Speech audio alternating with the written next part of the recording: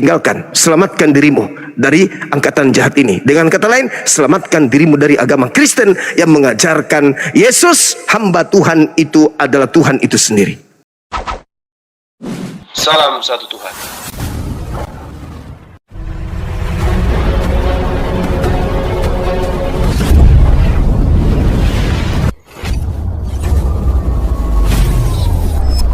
Ya, pengantar ini singkat para sahabat. Dukung semua ya sahabat-sahabat kita channel Bensa News Muslim.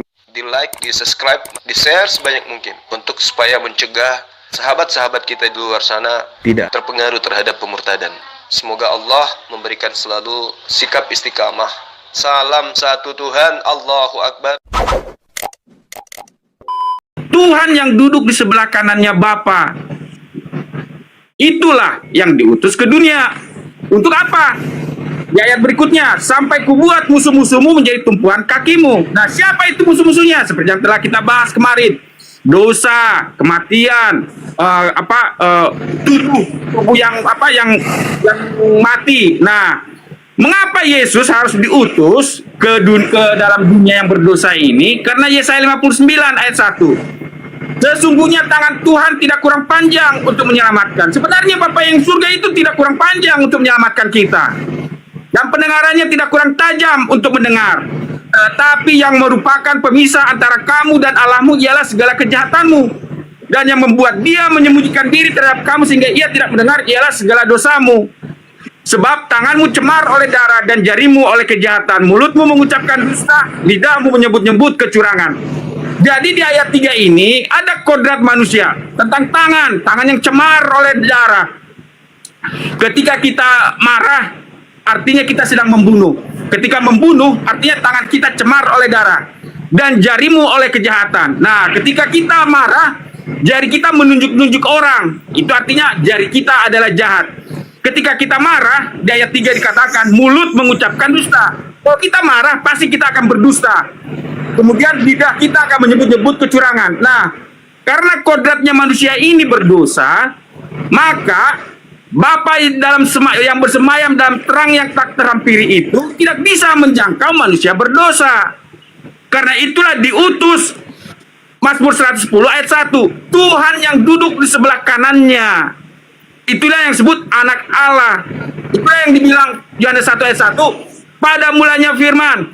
Firman itu bersama-sama dengan Allah, dan firman itu adalah Allah. Nah, firman yang bersama-sama dengan Allah itulah anak yang duduk di sebelah kanan Bapa di surga itu. Itulah yang diutus menjadi saks, menjadi manusia, untuk menjembatani antara Bapa yang di surga dengan manusia ciptaannya. Jadi bukan anak Bapa itu sendiri yang turun, tetapi anak Allah.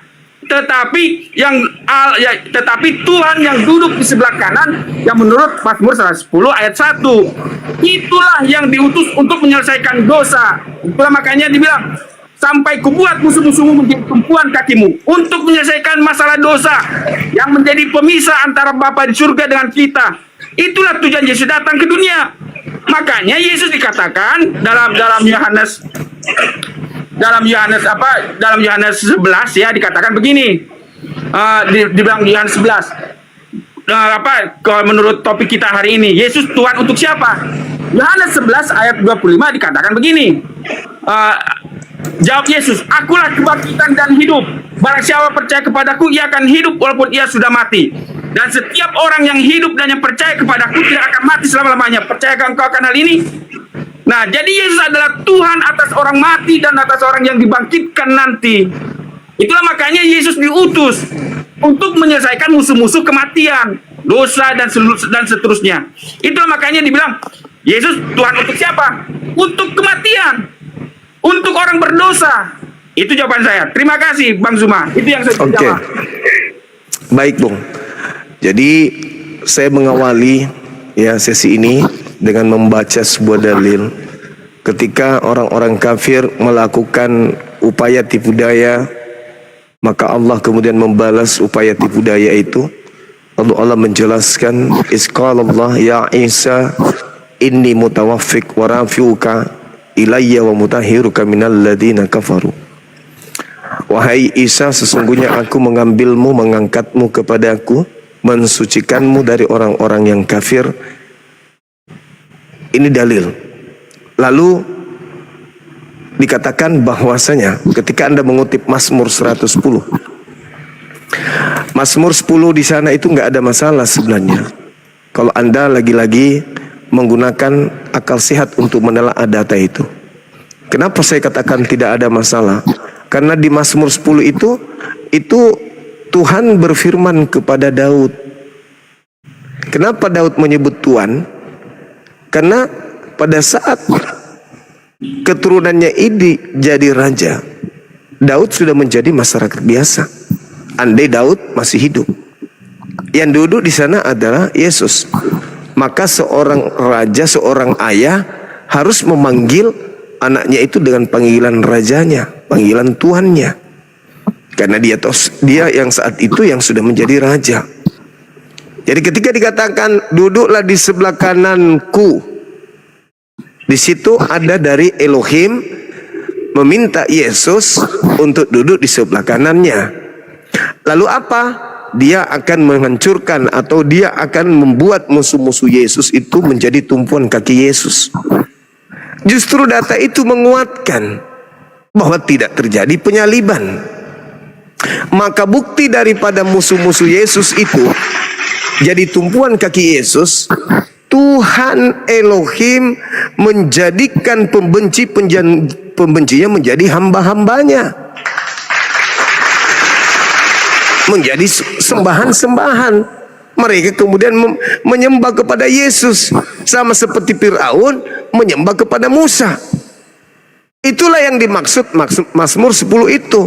Jadi tidak ada data kemudian mengatakan Yesus menjadi Tuhan. Kenapa? Ketika Daud mengatakan, demikianlah firman Tuhan kepada Tuanku. Tuhan berkata kepada Yesus. Demikianlah firman Tuhanku berkata kepada Yesusku.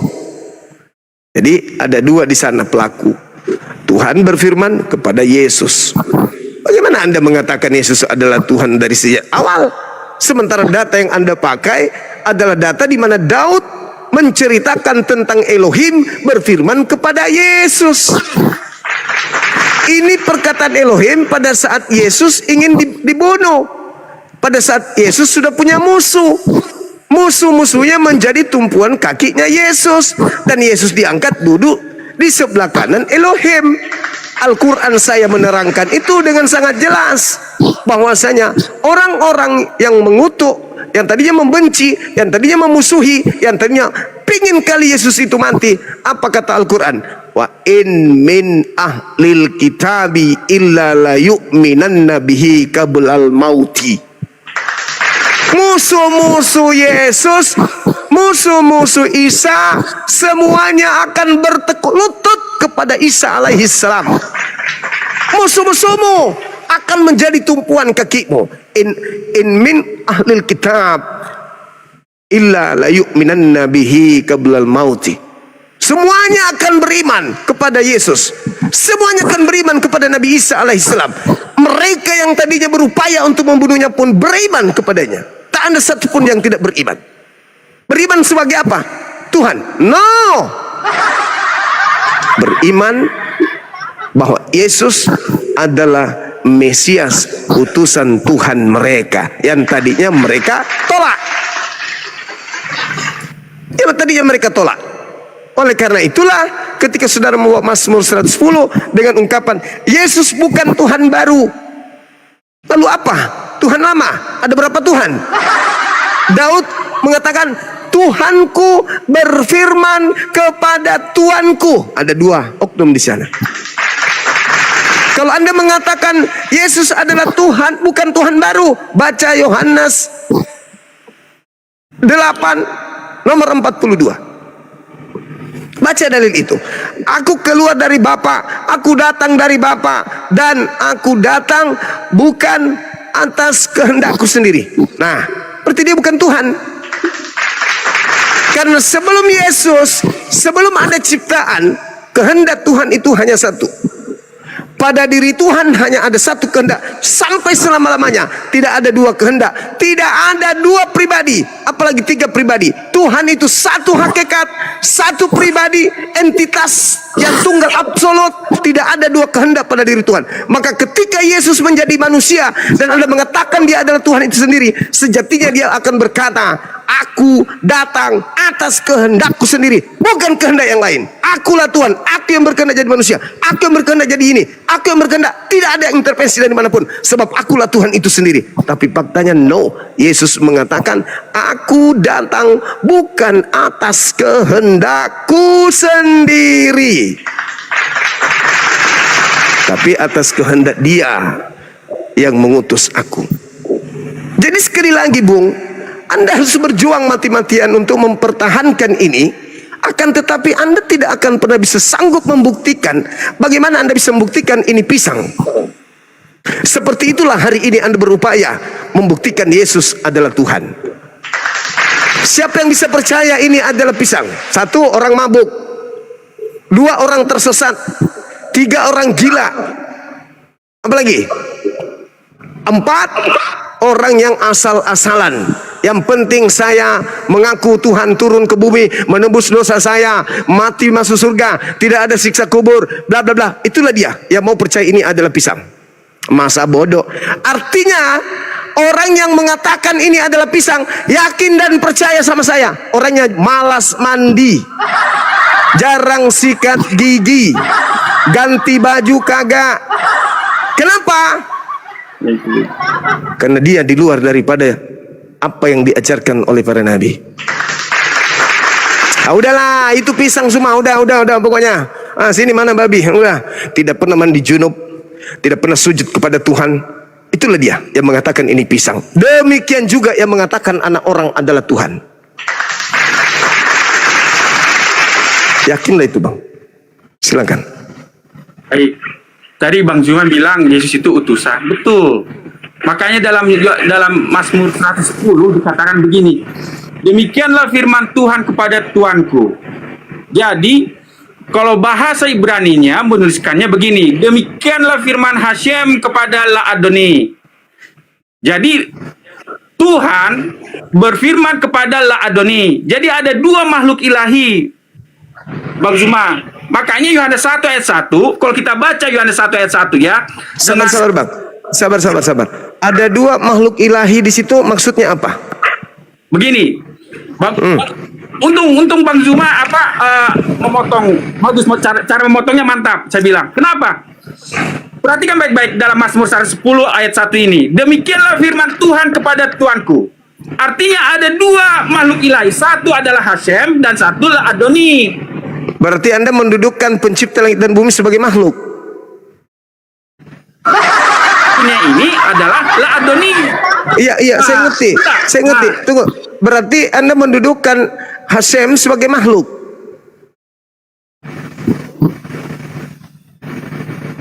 Ya kan begini Bang Zuma. Kalau bahasa Indonesia kan kurang mantap terjemahannya. Menerjemahkannya. Kalau kadang ada orang menggunakan makhluk, ada orang menerjemahkannya oknum, ada orang menerjemahkan entitas.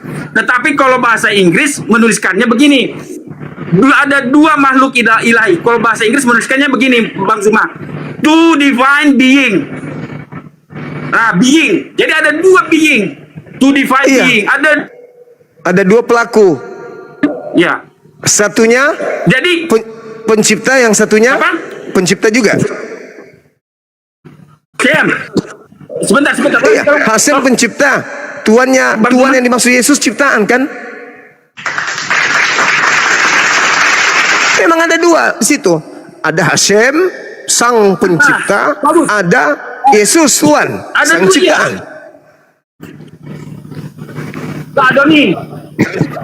La-Adoni. Sebentar. Sebenarnya La-Adoni ini bukan ciptaan, tetapi dia yang keluar dari Bapa. Nah ini, aku keluar dari Bapa. Dan aku datang bukan atas kehendakku sendiri. Cuma, saya terangkan dulu. Iya, sebentar. Saya akan singkatkan. Nah, makanya dalam Mazmur 110 ini, kalau kita perhatikan baik-baik, demikianlah firman Tuhan kepada La-Adoni. Mengapa sekarang begini, Bang Zuma? Banyak orang Rabi Yahudi menafsirkan ini kepada Abraham, 1, yang kedua kepada Daud, 2. Sekarang saya ingin bertanya, sanggupkah Tuhan yang memiliki kodrat ilahi, sanggupkah Yahweh atau Hashem yang memiliki kodrat ilahi berkata kepada Daud atau kepada Abraham, La Adoni? Itu tidak mungkin. Itu satu. Yang kedua, sama seperti kata Petrus tadi, Daud itu sudah mati, tetapi sekarang Yesus sudah bangkit dan naik di sebelah kanan Bapa. Itulah penggenapannya, makanya dia kutip Mazmur 110 ayat 1. Duduklah di sebelah kananku. Itu dua. Yang ketiga, di ayat 5 dikatakan begini. Tuhan ada di sebelah kananmu. Perhatikan tadi. Tadi dikatakan duduklah di sebelah kananku. Kemudian di ayat 5 dikatakan Tuhan ada di sebelah kananku, di kananmu. Jadi artinya apa? Ada dua makhluk ilahi, ada two divine being di surga. Makanya Yohanes 1 ayat 1 mengatakan pada mulanya adalah firman. Kalau bahasa Yunani bilang hologos, si logos, sang logos. Pada mulanya adalah si logos. Bahasa Indonesia saya terjemahkan secara bebas ya. Saya nggak berdasarkan standar. Pada mulanya adalah sang logos atau si logos. Si logos itu proston. Sebenarnya kata pros itu berhadapan, menghadap. Pada mulanya adalah si logos. Si logos itu sama-sama dengan Theon atau Tuhan. Kemudian Theos itu adalah bersifat ilahi, kodrat ilahi. Dan bersifat ilahi adalah si logos. Jadi si logos ini memiliki sifat ilahi. Makanya digunakan kata Theos, bukan Theon, untuk membedakan antara Theon dengan logos. Makanya digunakan Theos. Jadi menurut Yohanes 1 ayat 1, Mazmur 110 ayat 1, ada dua makhluk ilahi di surga. Itu jawaban saya. Dan yang diutus itu adalah yang duduk di sebelah kanan Bapa. Itulah makanya Petrus mengatakan yang menjadi Tuhan dan Juru Selamatmu itu adalah Yesus yang duduk di sebelah kanan Bapa. Itulah makanya dia mengutip Mazmur 110 ayat 1. Itu jawaban saya. Iya. Jadi saudara, kalau Anda membaca Mazmur itu dengan teliti, kan Daud yang bermazmur. Lalu Mazmur Daud itu mengatakan bahwa Ka'amer, berfirmanlah Hashem atau Yothevave El Adonai. Iya kan? Jadi berfirmanlah Hashem kepada Tuanku. Ada dua entitas. Yang pertama adalah Yothevave berfirman ke Adonai, kepada Tuhanku. Ketika dikatakan Tuhanku, Adoni, tuannya Daud. Siapa itu? Yesus. Di mana kemudian isi kepala Anda kepada Tuhan? Apa yang Anda tanggap di situ? Artinya bahwa Yesus dinubuatkan akan menjadi raja bagi musuh-musuhnya, maka dia menjadi Tuhan bagi musuhnya. Siapa musuh Yesus? Yang menyalib. Yang menyalib ini akan menjadikan Yesus itu rajanya. Yang menyalib ini akan menjadikan Yesus itu sebagai tuannya, termasuk Kristen. Berarti Yesus hanyalah Tuhan bagi orang jahat. Anda mengutip Mazmur 110 justru itu menguatkan bahwa yang menyalib Yesus adalah musuhnya, akan tunduk di bawah kaki Yesus. Jadi ada dua. Di belakang Yesus ada Elohim, Yesus ada di depan. Seorang yang ada di depan mendudukkan kemudian musuh-musuhnya, backingannya adalah Elohim. Bukan dia adalah Elohim itu sendiri. Tetapi maaf sekali lagi, kenapa Anda kemudian menganggap dia Elohim? Ketika dikatakan Adoni, El Adonai, El Adoni, sorry, El Adoni, El Adoni. Kenapa Anda menganggap itu adalah Tuhan? Sementara kan yang berfirman kepada Musa itulah yang Tuhan. Yahweh, Yahweh, Yotefafe Hasem Adonai berfirman kepada Adoni, kepada Tuanku. Itu bukan sesuatu yang luar biasa bagi orang-orang yang berakal sehat. Tetapi Anda menganggap itu sesuatu yang luar biasa. Kenapa?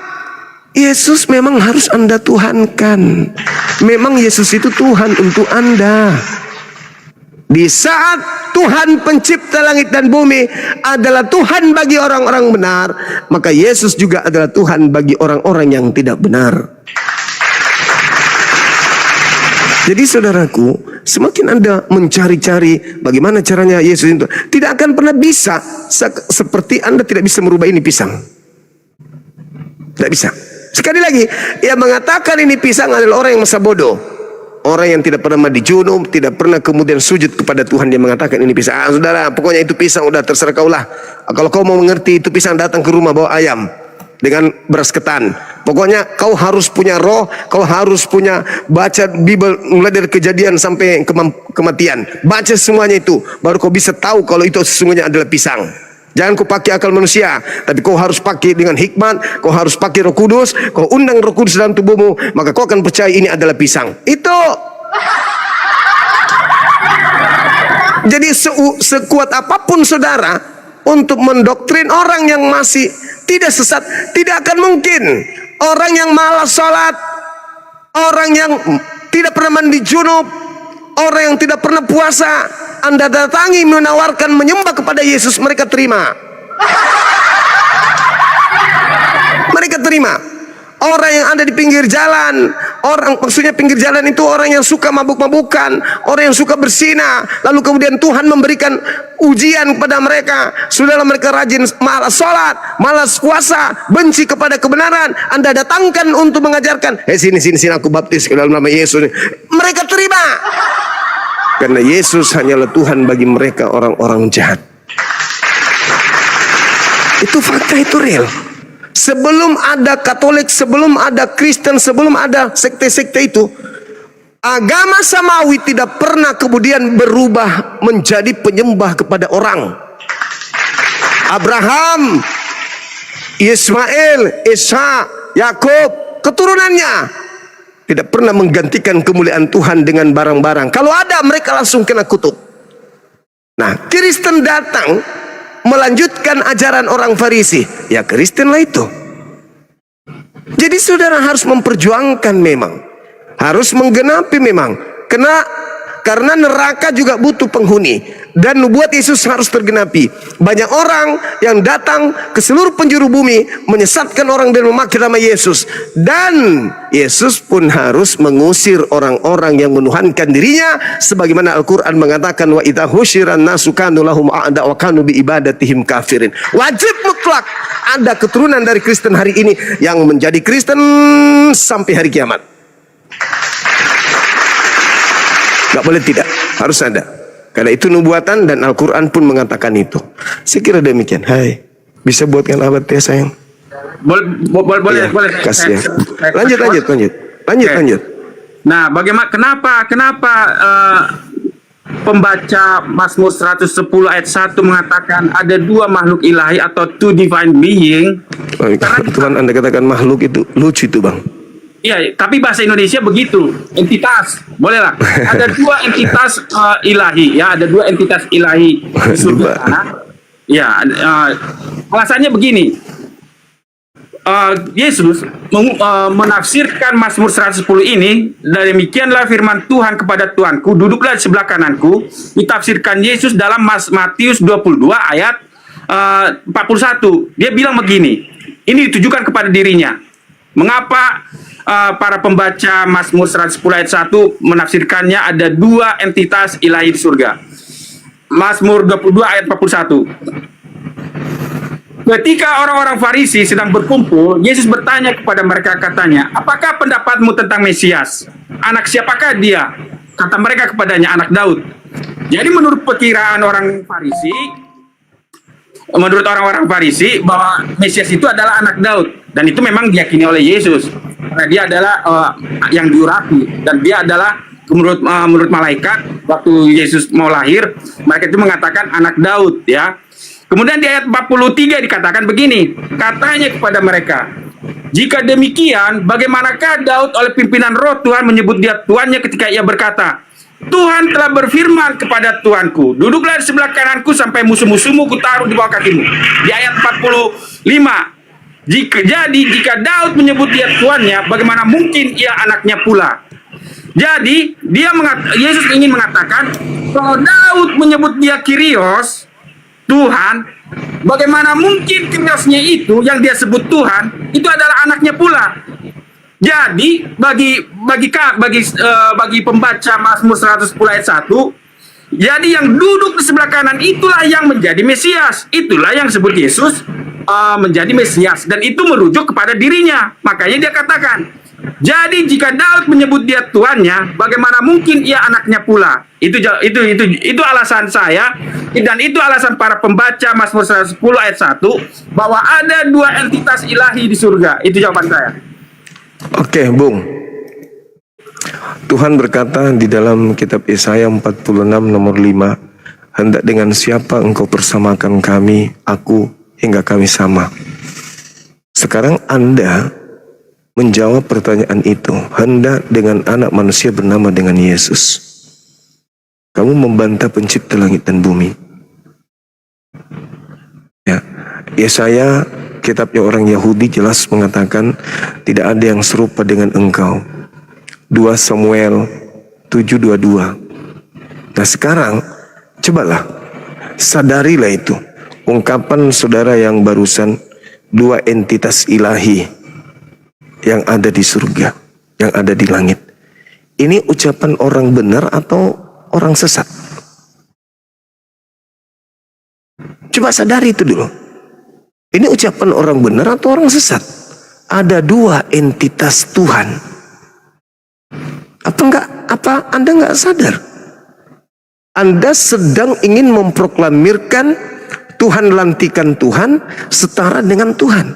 Berarti Anda adalah, maaf nih, hanya iblis yang ingin menyetarakan Tuhan dengan makhluk. Anda kalau membaca Yesaya 14 nomor 12, 13, 14, 15 itu sama dengan Anda hari ini. Ingin menyamai Tuhan dengan cara apa? Bukan Andanya, tetapi siapa? Kristus Yesus yang Anda ingin dudukkan sebagai Tuhan.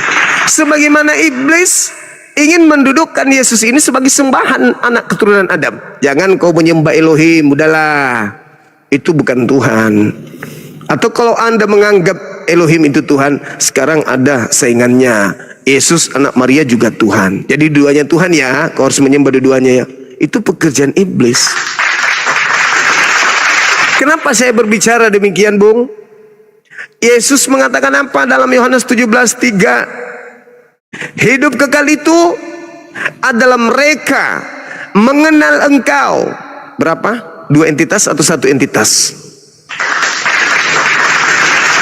Hari ini Anda mengenal dua entitas.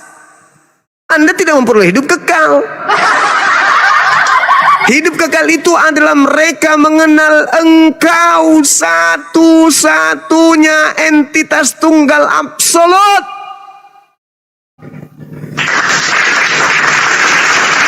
Kata siapa? Kata Yesus. Hari ini saudaraku, yang Anda mengatakan di langit ada dua entitas ilahi. Itu bukan perkataan orang beriman. Itu perkataan orang yang beraliran kepercayaan. Apa aliran kepercayaannya? Helenisme, politeisme, yang mencoba menjadikan sebuah konsep satu Tuhan menjadi tiga dewa, sinkretisme yang terjadi. Jadi saya katakan sekali lagi, sekuat apapun Anda berdalih, Anda hanya akan menjadi contoh bagi yang lain bahwa apa yang mereka imani sesama dengan Anda itu adalah sesuatu hal yang keliru, karena dia hanyalah Tuhan bagi orang jahat. Tuhan KW, Anda ingin menyetarakan dengan Tuhan Ori, itu nggak bisa. Tuhan KW ini adalah Tuhan asli untuk orang jahat. Tetapi bagi orang-orang beriman, dia KW. Kenapa? Orang beriman punya satu Tuhan satu-satunya, yaitu dia Eloah Abraham, Eloah Yismail, Eloah Yishak. Gak bisa diganti. Jadi ketika pernyataan saudara ada dua entitas ilahi, sekali lagi saya katakan, ini bukan perkataan orang beriman, ini perkataan orang yang menganut aliran kepercayaan politeisme. Bagaimana dengan Yesus terhadap itu? Hidup kekal adalah mengenal satu entitas saja, dan mengenal Yesus sebagai entitas apa? Rasul utusan. Jadi ketika Anda mengatakan ada dua entitas ilahi, Anda keliru. Yang benar adalah ada dua entitas yang berdiri sendiri. Satu adalah Sang Khalik pencipta, yang satunya adalah makhluk ciptaan. Siapa yang makhluk? Manusia mulia Yesus alaihi salam. Siapa yang Khalik? Allah subhanahu wa ta'ala azza wa jalla, yang maha suci lagi maha tinggi. Jadi saya simpulkan, ungkapan Anda barusan ada dua entitas ilahi, itu ucapan bukan ucapan orang beriman, tapi orang aliran kepercayaan yang percaya bahwa HP itu adalah pisang Ambon. Demikian dari saya, silakan. Baik, mengapa Mazmur 10 dikutip oleh Yesus dalam Matius 22? Karena Yohanes 4 mengatakannya begini, Bang Zuma, ya. Yohanes 8 ayat 17. Dan dalam kitab Tauratmu ada tertulis bahwa kesaksian dua orang adalah sah. Ayat 18. Akulah yang bersaksi tentang diriku sendiri. Itu yang pertama. Dan yang kedua, dan juga Bapa yang mengutus aku bersaksi tentang aku. Jadi Yohanes 8 ayat 17 dan 18 ini tidak bertentangan dengan Yohanes 17 ayat 3. Yohanes 17 ayat 3 mengatakan, inilah hidup yang kekal itu, bahwa mereka mengenal satu-satunya, bahwa mereka mengenal Engkau satu-satunya Allah yang benar. Dan memang benar, Bapa itu adalah satu-satunya Allah yang benar, dan Yesus Kristus yang telah Engkau utus. Makanya dalam Matius, Markus, Lukas, Yohanes, Yesus tidak pernah menyebut dia Allah Bapa, tapi dia sering dipanggil anak Allah, anak Theos, anak Tuhan. Nah, makanya dalam Matius 8 ayat 18 dikatakan, akulah yang bersaksi tentang diriku sendiri, dan juga Bapa yang mengutus aku bersaksi tentang aku. Jadi Bapa itu adalah satu-satunya, mono alethenos theon, ya, mono alethenos, mono theon, ya. Nah, jadi Bapa itu adalah satu-satunya yang benar, dan Yesus Kristus yang telah Engkau utus itu adalah anak Allah. Makanya Yohanes 1 ayat 18, ya, Yohanes 1 ayat 18 mengatakan begini. Yohanes 1 ayat 14. Firman itu telah menjadi manusia dan diam di antara kita, dan kita telah melihat kemuliaannya, yaitu kemuliaan yang diberikan kepadanya sebagai anak tunggal Bapa.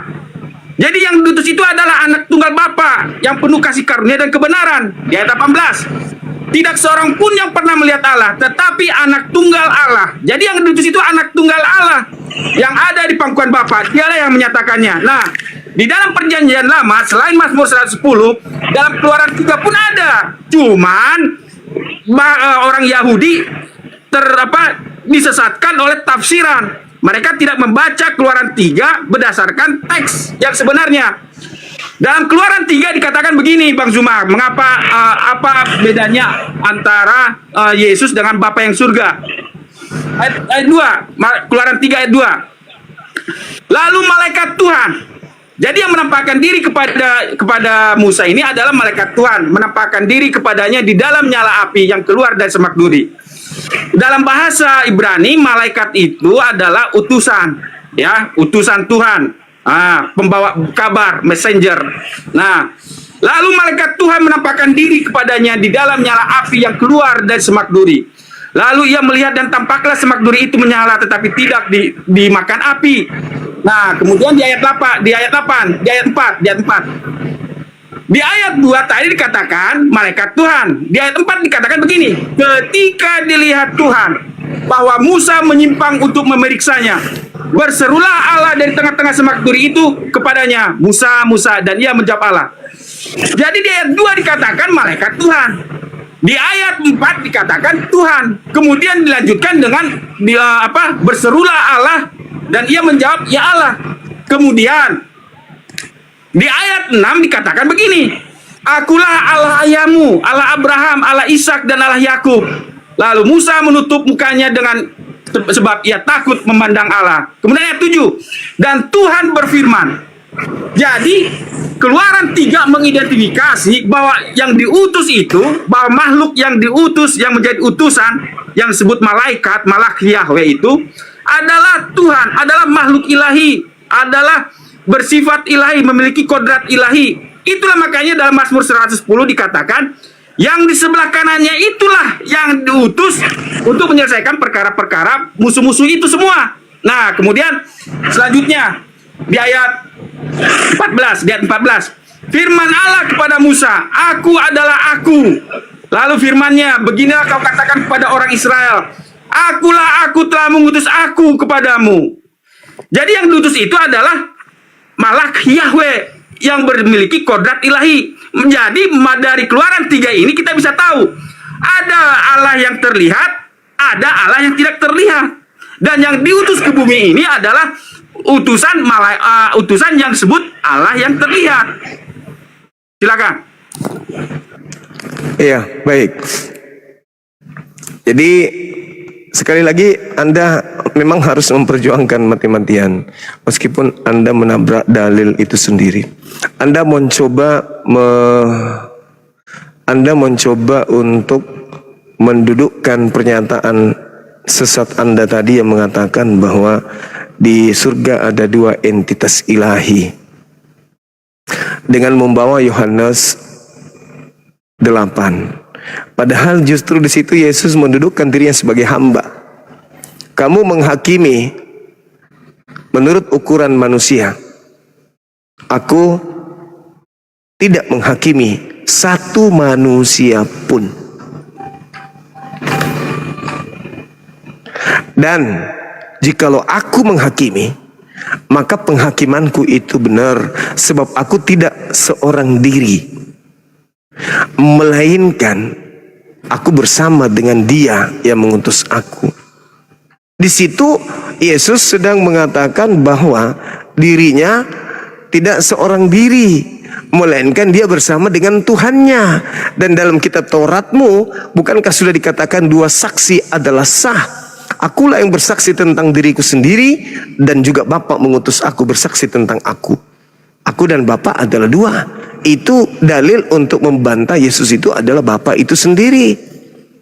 Ketika Anda mengatakan bahwa Yesus itu 2 ilahi, entitas ilahi dengan Bapa, itu nggak ada dalilnya itu. Itu hanya konsep yang Anda bumbu-bumbuhi dengan konsep Yohanes 8. Saya ingin mengatakan begini, Bung. Anda lihat khotbah terakhir Yesus sebelum dia meninggalkan bumi dalam Matius 23. Hubungannya dengan apa yang sedang Anda praktekkan hari ini. Coba Anda lihat di dalam Matius 23:15. Yang Muslim juga perhatikan data itu. Mulai dari nomor 1 sampai nomor 39, itu hanya sumpah serapah yang terlontar dari mulut Yesus. Di data 15-nya Yesus mengatakan apa? Celaka. Siapa yang celaka? Ahli Taurat. Celakalah engkau wahai orang Farisi. Celaka engkau orang munafik. Ahli Taurat, Paulus ahli Taurat, Filipi 3. Orang Farisi, Paulus orang Farisi, Filipi 3. Kemudian yang dia katakan bahwasanya orang munafik, Paulus orang munafik. Kenapa saya katakan dia munafik? Coba Anda baca 1 Korintus 9 nomor 19, 20, 21, 22. Dia menjadi seperti apapun yang dia mau. Hari ini bisa jadi Yahudi, besok menjadi bukan Yahudi. Hari ini menjadi orang lemah, besok bukan menjadi orang lemah. Hari ini dia penganut Taurat, besok menjadi, itulah dia orang munafik. Apa katanya, Bang? Engkau menjelajahi daratan. Siapa orang Farisi yang menjelajahi daratan? Paulus.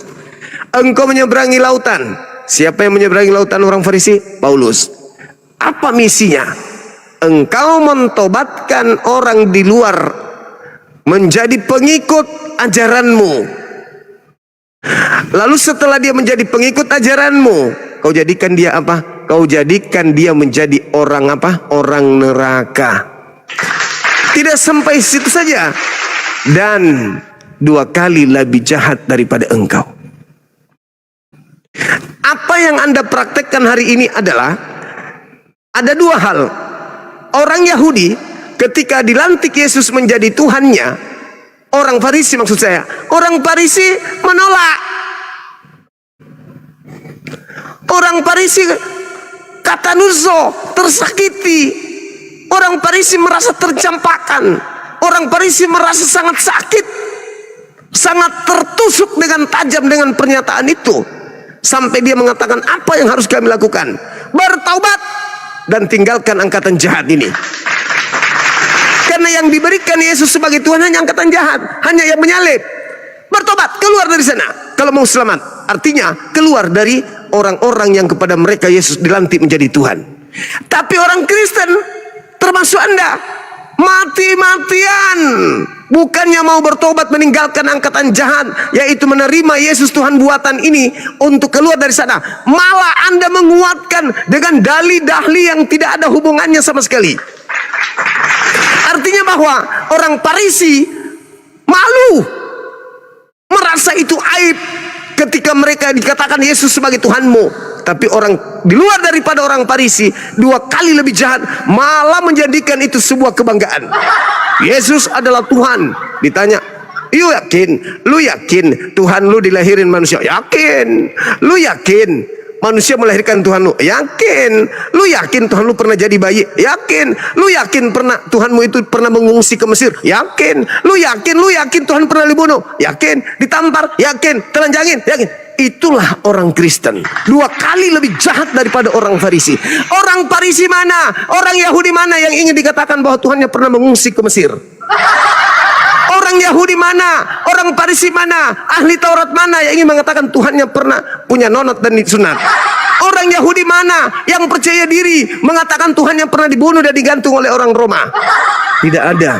Tapi korban daripada orang Farisi 2 kali lebih jahat daripada mereka, dengan percaya diri ke dunia, ke seluruh dunia, mengajarkan tanpa malu Tuhan pernah turun ke bumi, mati di atas tiang salib, dibunuh oleh manusia demi menyelamatkan manusia. Lucu bagi kami, lucu, karena Tuhan kami hanya mengatakan dosamu keampuni, habis. Ini malah harus mati dulu. Kenapa itu menjadi sebuah kedikdayaan dalam konsep agama Kristen? Karena sebuah kebohongan jika kita beritakan berulang-ulang, maka kejahatan itu akan nampak menjadi sebuah kebaikan.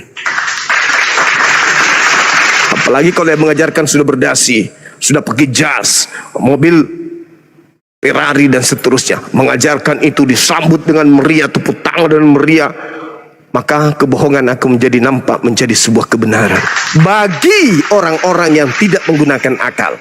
Jadi saudaraku, apa yang Anda bacakan, apa yang Anda uraikan, Yohanes 8 dan seterusnya, Yesus sudah menubuatkan. Yesusku yang aku sayangi dan yang aku cintai sudah pernah menubuatkan kelakuan orang-orang yang ditobatkan oleh orang Farisi menjadi pengikut agamanya. Kenapa dikatakan ditobatkan? Daripada dia menyembah berhala-berhala, daripada dia menyembah pohon, daripada dia menyembah batu, daripada dia menyembah Agnosotheos, mending dia menyembah Yesus, minimal ada namanya, pernah tertulis di kitabnya orang Yahudi. Akan tetapi setelah masuk menjadi orang neraka. Bukannya menjadi selamat, menjadi orang neraka dan 2 kali lebih jahat. Kenapa? Sejahat-jahatnya Yahudi, sejahat-jahatnya Zionis, mereka tidak pernah mengajar di luar Yahudi untuk menyembah kepada orang yang keluar dari kubur. Tapi orang Kristen sebaik-baiknya, sekasih-kasihnya, mereka punya misi memurtadkan manusia, menggiring manusia pada keadaan menyembah kepada makhluk yang keluar dari kubur. Na'udzubillah summa na'udzubillahi min zalik. Itulah dikatakan oleh Yesus 2 kali lebih jahat dari orang Farisi. Itulah mereka, korban para orang Farisi. Dan Kristen adalah pengikut orang Farisi, Paulus in the gang. Saya kira begitu, Bung. Silakan.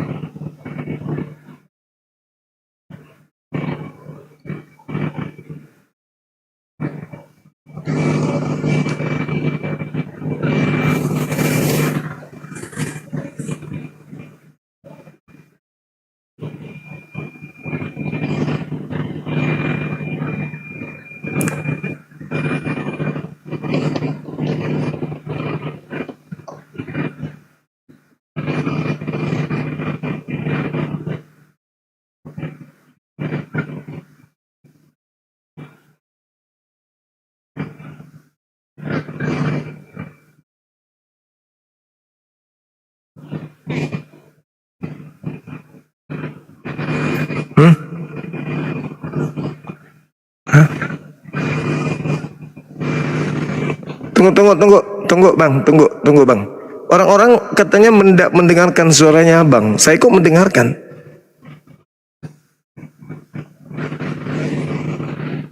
Hah?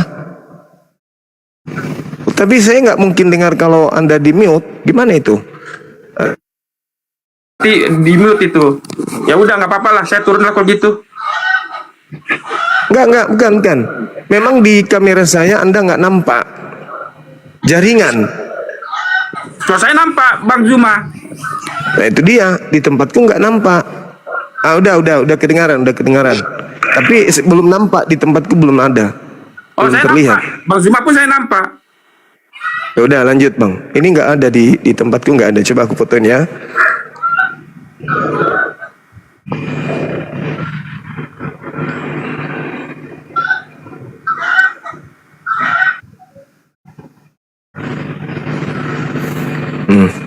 Aku seorang diri.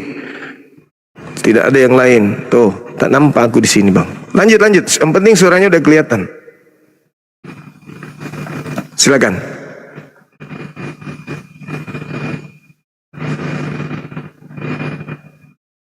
Halo?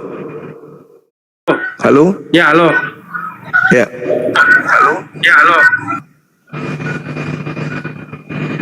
Termute lagi. Oke, udah bagus, udah masuk. Udah. Nah, jadi saya ulangi lagi ya. Saya ulangi Ya, lagi silakan. ya. Oh, mute lagi katanya. Dah. Udah aman. Udah, oke. Nah, jadi saya ingin terangkan ya. Di ayat 37 ya. Kenapa? Apa alasan mereka ketika mereka mendengar hal itu, hati mereka sangat terharu. Lalu mereka bertanya kepada Petrus dan rasul-rasul yang lain, apakah yang harus kami perbuat, saudara-saudara? Nah, kenapa mereka merasa terharu? Mengapa mereka merasa tersakiti? Karena dasarnya itu di ayat 34. Ya, di ayat 34. Di ayat 34, sebentar. Handphone saya udah lowbat.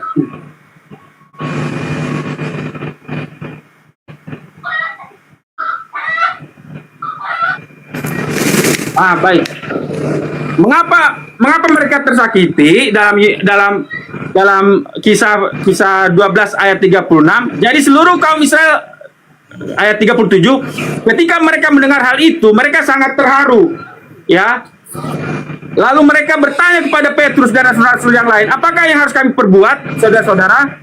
Nah, alasan mereka tersakiti, alasan mereka terharu karena di ayat 34. Ya, di ayat 34. Sebab bukan Daud yang naik ke sorga, malahan Daud sendiri berkata, Tuhan telah berfirman kepada Tuanku. Jadi Petrus menggunakan Mazmur 110 yang mengatakan Adoni yang ada di sebelah kanan Bapa itu ditujukan kepada Yesus. Lanjut ayat 30, di ayat 35, di ayat 35. Duduklah di sebelah kananku, katanya ya. Duduklah di sebelah kananku sampai kubuat musuh-musuhmu menjadi tumpuan kakimu. Jadi seluruh kaum Israel, jadi dia menafsirkan Mazmur 110 itu sebagai berikut. Jadi seluruh kaum Israel harus tahu dengan pasti bahwa Mazmur 110 ayat 1 itu adalah bahwa Allah telah membuat Yesus yang kamu salibkan itu menjadi Tuhan dan Kristus. Ketika mereka mendengar hal itu, hati mereka sangat terharu. Itulah alasannya. Nah, kemudian di ayat selanjutnya, di kisah 13, ya, di kisah 13 dikatakan ini. Ya, dari ayat 12. Petrus melihat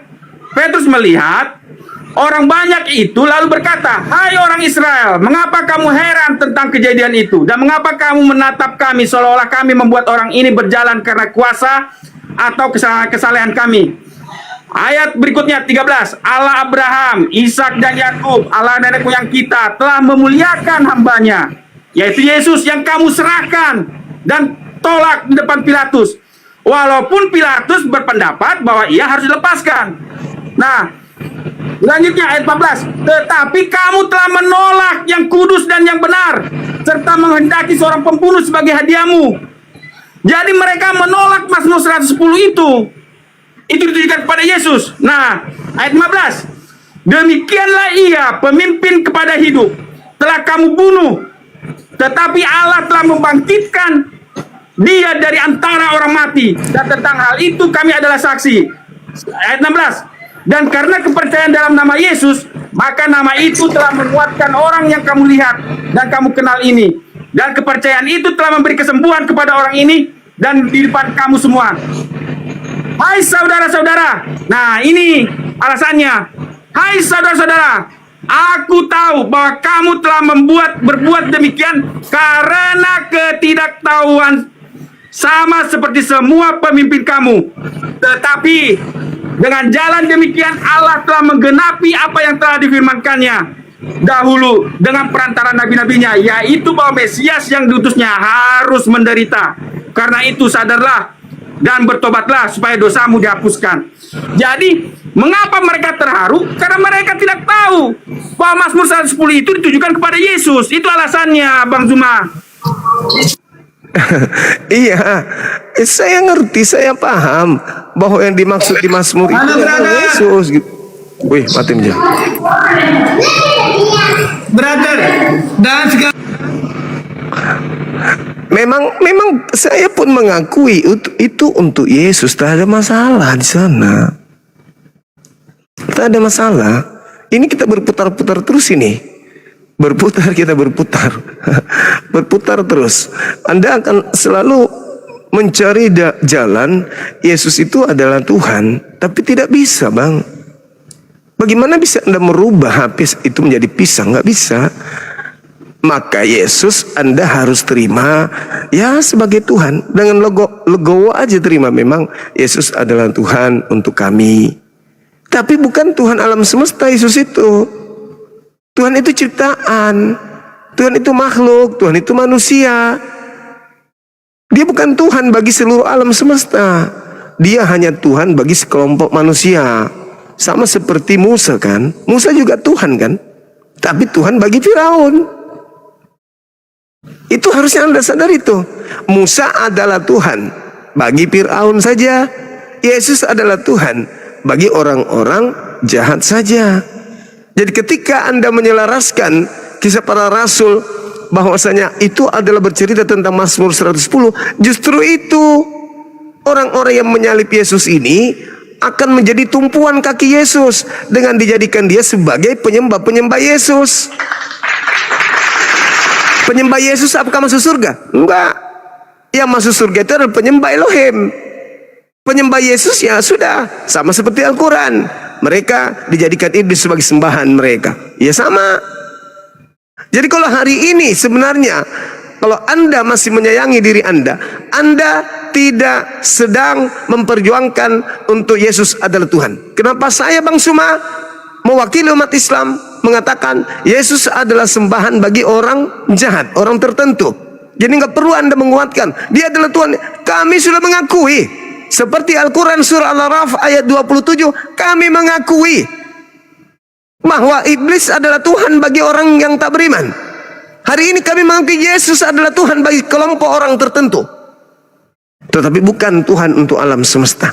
Jadi harusnya Anda itu berupaya bukan meneguhkan ketuhanan Yesus, tapi menyelamatkan diri Anda untuk menyadari bahwa bagaimana cara Anda keluar dari menuhankan Tuhan yang dibuat Tuhan oleh Tuhan yang sebenarnya. Itu aja. Kalau Anda ingin menguatkan, meyakinkan kami Yesus Tuhan, wallahi saya katakan, saya bersumpah demi nama Allah, Yesus adalah Tuhan bagi sekelompok manusia, sebagaimana iblis adalah Tuhan bagi sekelompok orang-orang. Itu. Jadi sekarang Anda harus perjuangkan bagaimana Anda bisa keluar sebagaimana orang Farisi keluar dari sana. Anda harus memperjuangkan diri Anda untuk keluar dari sana, bukan malah menguatkan kepada orang-orang Islam bahwa Yesus adalah Tuhan. Itu sudah clear, itu sudah final, tak ada masalah. Yesus Tuhan bagi Anda saja, bagi kelompok tertentu saja. Kenapa? Umat Islam memahami keadaan itu harus terjadi. Harus ada yang menuhankan Yesus. Karena Al-Quran saya mengatakan itu. Wa idza husyiran nasu kanu lahum ada wa kanu bi ibadatihim kafirin. Harus ada yang menyembah Yesus, sebab akan ada orang yang diusir Yesus nanti di akhir zaman, yaumul hisab. Harus ada. Sekarang bukan Anda memperkuatkan Yesus Tuhan loh Bang Suma. Ini buktinya. Yes, silakan aja. Tapi pahami, kami sudah menerima itu. Orang Islam sudah paham, Yesus adalah Tuhan bagi orang Kristen, tapi bukan Tuhan alam semesta. Sekarang yang Anda perjuangkan adalah bagaimana cara Anda mengikuti orang-orang Farisi bertanya kepada Petrus. Harusnya Anda bertanya kepada saya dengan pertanyaan orang Farisi yang bertanya kepada Petrus. Bang Suma, kalau begitu apa yang harus saya lakukan? Saya akan kasih jalan. Bertaubat dan tinggalkan ajaran menyembah kepada Yesus Tuhan buatan cap Yunani ini. Itu yang harusnya Anda tanyakan kepada saya, sebagaimana mereka para penyalib Yesus bertanya kepada Petrus. Saya kira begitu, Bung. Ya. Kita sudah muter-muter ini. Silakan. Terima kasih Bang Suma. Tuhan Yesus Siap. memberkati. Ya, ya. Oke.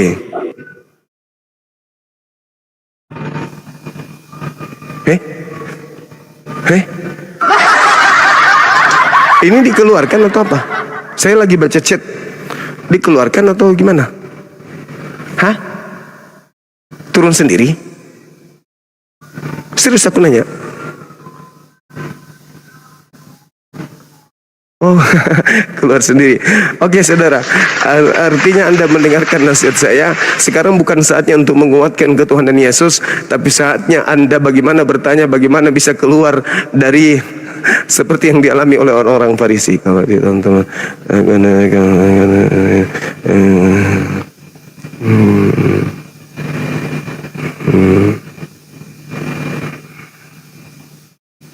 Oke. Sayangnya ini Bang Arif, dia kabur sendiri keluar Bang Arif.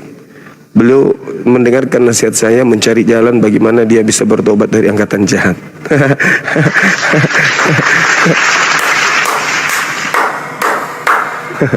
Allahu Akbar, Masya Allah.